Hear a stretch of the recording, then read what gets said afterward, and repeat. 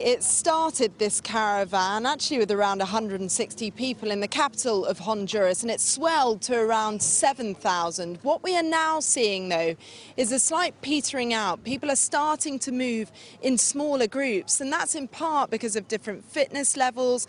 There's a lot of people suffering from heat exhaustion, struggling to get food. What you also see is lots of families. I've seen many babies being carried. Most that you speak to will say they are making this journey for a better life. They are escaping violence in their countries, and the majority appear to be from Honduras. Let me just show you around here, Kay. People just trying to grab what they can, little pouches of water. Here on the tables behind, there's some rice and banana leaves.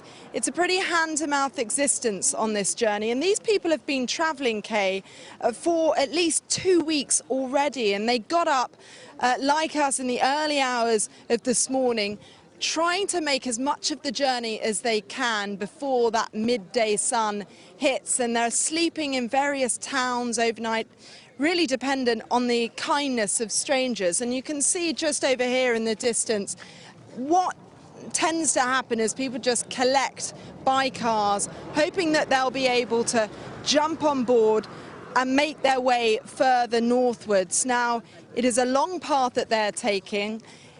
It is at times organised, but it's also changing from minute to minute. The plan in the long term is to make it up to McAllen, that border town on the Texas border, but that's a long way ahead, and you can see just how difficult it is. We've witnessed firsthand, really, the difficulty of finding supplies, but everyone will share their stories of having suffered from the threat of violence, of having endured it themselves firsthand. So they're willing to do this. What's intriguing is that Donald Trump has made clear that they are not welcome, and still they come. I've actually spoken to people that are quite positive about Donald Trump. They're aware that he's threatened to militarize the border, but they are desperate and hopeful as well. There seems like a kind of blind faith here. And just behind me, Kay, if we can able to pan round here, you can see people just walking along this long line. So whereas we used to see them on these big trucks,